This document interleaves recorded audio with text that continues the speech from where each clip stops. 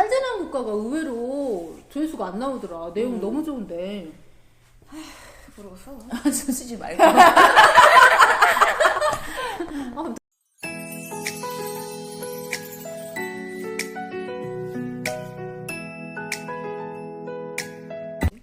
안녕하세요. 살아있는 쟁기 산책입니다. 그림책 다시 보기 8번째 시간 괴물들이 사는 나라 2부입니다. 이 책은 풍부한 상징과 그림책적 장치들로 인해서 한두 번 읽고 내용을 파악하기가 굉장히 어려운데요. 이 책에서 작가가 말하고 싶은 것은 무엇일까요? 이 책은 작가가 아이들의 생각을 좀 표현한 것 같은 느낌이 들었어요. 제가 10몇 년 전에 아들한테 읽어줬을 때 아들이 너무나 좋아했던 책이거든요. 그래서 이제 한번 전화로 군에 있는 아이에게 물어봤어요. 너는 이 책에 뭐가 생각이 나냐? 그랬더니 복실복실한 괴물들이 맞아요. 같이 놀았던 그 기억이 난대요. 네. 그러니까 이 책의 작가 그 다음에 또 깊은 밤 부엌에서 거기도 보면 아이들의 그 상상의 세계 막 이런 게 그려져 있잖아요. 그래서 그 어른의 눈높이가 아니라 아이의 눈높이에서의 그 상상의 세계. 그러니까 엄마한테 좀 혼이 나더라도 막 반항하고 싶기도 하고 괴물들이랑 놀고 싶고 막 이런 그런 어떤 마음의 세계, 그 상상의 세계를 잘 그려놓은 게 아닌가 이런 생각이 듭니다. 저는 이 책을 처음 봤을 때 이런 대사가 있잖아요.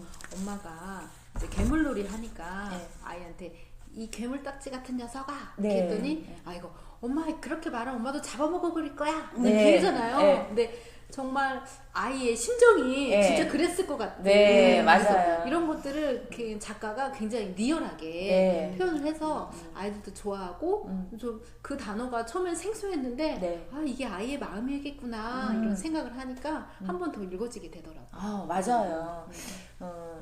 이 모리스 샌다겔 저자가 이 그림책을 쓰기 이전에는요, 그림책에서는 착하고 배려심 많고 예의 바른 아이들이 이렇게 주인공이었대요. 그런데 이 모리스 샌다겔 관찰해 보니까 아이들도 분노도 내고 외로워하고 그다음에 짜증을 잘 내고 또 그러면서 이렇게 스스로 이렇게 다스리는, 자신의 감정을 다스리는 그러한 능력도 있는 것이 보였더래요. 그래서 아마 저자는 아이들이 그저 착하고 귀엽고 이쁜 존재가 아니라 우리 어른들처럼 다양한 감정을 특히 이제 부정적인 감정도 지닐 수 있는 그런 하나의 인격체이지 않나 이것을 전하고 싶지 않았을까 생각이 돼요. 이 책이 기존의 그 어린이 주인공과 다르다 보니까 이 책이 출간되었을 때 엄청난 비난, 비판을 받았어요. 그럼에도 불구하고 이 어린이들의 호응을 받아서 그 이듬해에 그림책의 최고 영예인 칼데코상을 수상하는데요.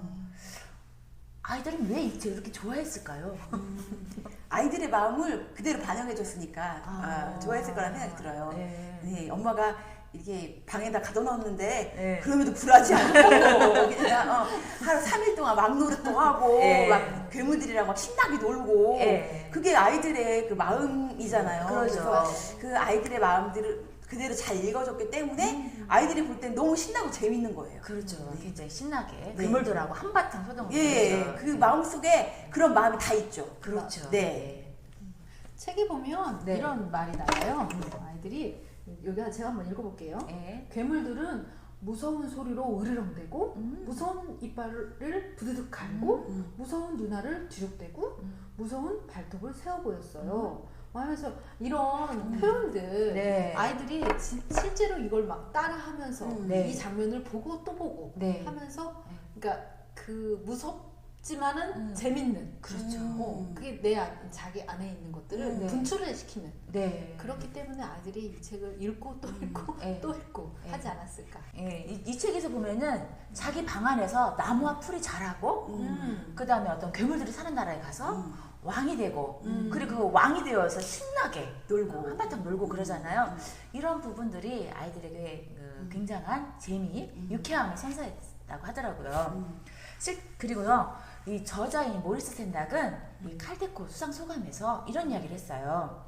어린이의 갈등이나 고통을 전혀 드러내지 않은 허식의 세계를 그린 책은 자신의 어릴 때의 경험을 생각해낼 수 없는 사람들이 꾸며내는 것이다. 그렇죠. 그렇게 꾸민 이야기는 어린이의 생활과는 아무 관련이 없다라고 했는데요. 이 책은 아이들의 마음을 있는 그대로 관찰하고 표현해냈기 때문에 아이들이 좋아하지 않았을까 생각합니다. 네.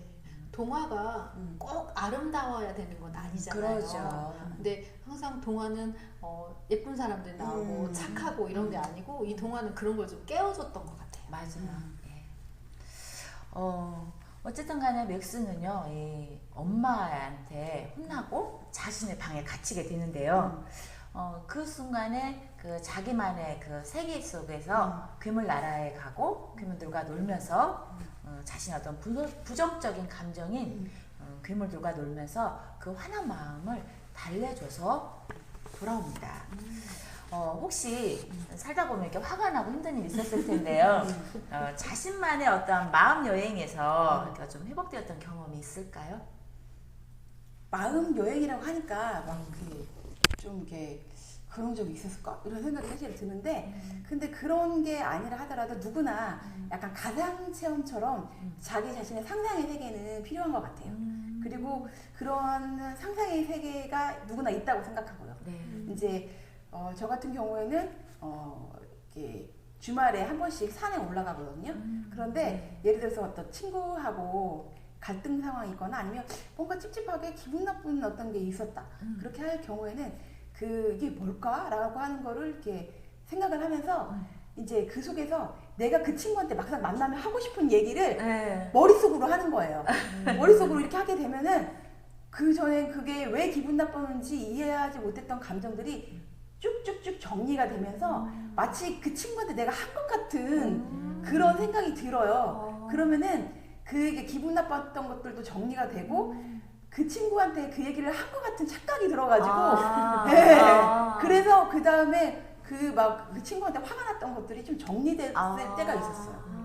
진짜로 한 건 아니었는데 실제로 한 건 아니었지만 한 것 같은 느낌이 들었던 거죠. 그래서 사실은 그런 걸 안 하고 그 친구를 만났으면 그리고 그런 얘기를 막상 했으면 감정이 섞이잖아요. 그러죠. 그러니까 저나 그 친구나 서로 굉장히 기분 나쁘게 헤어졌을 수도 있어요. 근데 미리 이제 막 내가 말을 하는 것처럼 상상을 하면서 말할 것들 쭉 정리해서 말을 쭉 해봤단 말이에요, 머릿속으로. 그러고 났더니 제가 오히려 정리가 됐어요. 마음이. 오히려 마음이 가라앉았어요. 네, 그래서 그 다음에 친구를 봤는데 그렇게 화가 안 나더라고요. 저도 좀 비슷한데 좀 방식은 다른 것 같아요. 그러니까 저가 상처받았을 때 저는 이렇게 하는 것 같아요. 혼자서 가장 나쁜 상상의 시나리오를 막 쓰는 거예요. 그 상황이 더 나빠졌을 때 그걸 막 상상을 해요. 그러고 막 거기서 굉장히 혼자 욕하고 미워하고 막 가장 최악의 상황을 제가 만드는 거죠. 그러다가 이제 그 속에서 빠져나와요. 빠져나오게 되면은 혼자 헛웃음이 나요. 야, 이런 게 아니어서 얼마나 다행이냐. 이렇게. 그래서 그 실제 상황을 이제 그리고 나서는 팩트 체크를 해보는 거죠. 현실 돌아오는군요. 네, 그렇게 팩트 체크를 해보면은 다행이다. 이렇게까지 가지 않아서 정말 다행이구나 하고 그 사람에 대한 미움도 좀 사그라들고 내가 이렇게 했었으면 좋았을 텐데 라는 자기 반성도 하게 되고 그러면서 그러면서 해결책이 나오는 것 같아요. 저는 거꾸로도 해본 적 있어요.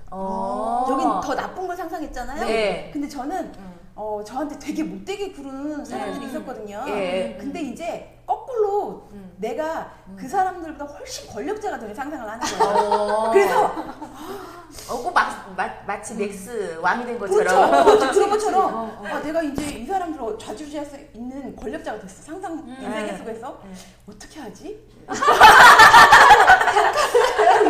예를 들어 1번, 2번, 3번, 4번이 있는데 뭘로 해줄까? 뭘로 이렇게 보복을 해줄까? 보복이라고는 하기는 좀 그렇지만 약간 내가 이런 경우에 있었을 때 만약에 이 사람들이 또 내 도움이 필요해서 이렇게 하면은 이렇게 하는 게 좋을까? 저렇게 하는 게 좋을까? 이렇게 희열감을 느낄 것 그렇죠. 그러면 나도 모르게 좀 고소한 거예요. 이게 그냥 상상이지만 그리고 이제 산을 내려올 때쯤에는 아까 저희 하루가 했던 것처럼 현실로 돌아와요. 맥스가 그 상상의 세계에서 다시 항해를 거슬러 올라와서 집에 도착한 것처럼 저도 이제 현실로 돌아오면서 그럴 수 있지. 근데 왠지 그렇게 하잖아요. 그러면은 약간 해소가 되는 느낌? 카타르시스. 그게 좀 있는 거예요. 그러니까 맞아, 그게 나쁜 걸 상상하든 좋은 걸 상상하든 그 상상의 세계가 주는 그런 건 분명히 있는 것 같아요. 와, 저는 이런 얘기를 들었어요. 그 뇌는 현실과 가상을 구분 못한다고 하잖아요. 맞아요. 그러니까 실제로 내가 이렇게 친구한테 마음에 있는 말을 다 쏟아가지고 이렇게 해소하는 것이나 가상으로 이렇게 생각을 이렇게 쏟아가지고 나의 어떠한 감정을 해소하는 거나 뇌 입장에서는 별 차이가 없죠. 별 차이가 없을 것 같아요. 나는 해소는 돼. 그렇죠. 그러면서 내 감정이 해소됨으로써 좀 차분해지지 않을까 이런 생각이 드네요. 친구들은 몰라. 아, 네. 저 같은 경우에는 이렇게 듣기 힘든 말을 들었을 때 있잖아요. 제가 요즘에 쓰는 방법은 감정 카드와 욕구 카드를 활용하는 방법을 쓰고 있는데요. 감정 카드와 욕구 카드를 이렇게 쫙 늘어놓고요. 내가 현재 이렇게 느끼는 감정과 욕구를 찾아요. 보통 한 3개 정도 찾거든요. 그러면서 그 3개를 찾은 감정과 욕구 안에 이렇게 눈을 감고 이렇게 충분히 이렇게 머무르면서 이렇게 자신을 이렇게 다독여주고 이렇게 달래주다 보면은 어느 틈에 이렇게 마음이 이렇게 쫙 이렇게 가라앉고 차분해지더라고요. 이게 세련된 차원이 다르네. 감정 코치 전문가. 아주 친구의 이야기도 너무 재밌었어요. 그래서 저는 이런 방법을 쓰는데 살다 보면 어쩔 수 없이 이렇게 힘든 상황이 이렇게 오는 것 같아요. 그랬을 때 주인공 맥스처럼 자기만의 세계 속에서 자기 감정을 조금 더 살펴보고 달래주는 역할을 한다면 평화로운 마음이 되지 않을까 생각합니다. 오늘 토론 어떠셨나요? 즐거우셨나요? 네, 다음 주에는 우리는 다시 연결돼야 한다로 여러분과 함께 재미있고 신나는 독서로의 여행 계속 이어가도록 하겠습니다. 그러면 다음 주에 다시 만나요.